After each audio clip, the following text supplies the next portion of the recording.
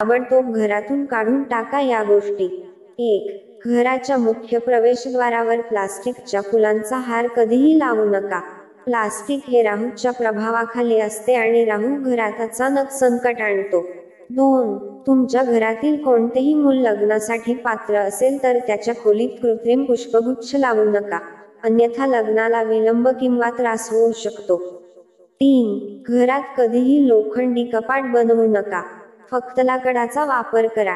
4.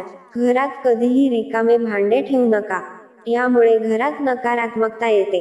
5. तुटलेल्या वस्तू कधीही घरात ठेवू नयेत.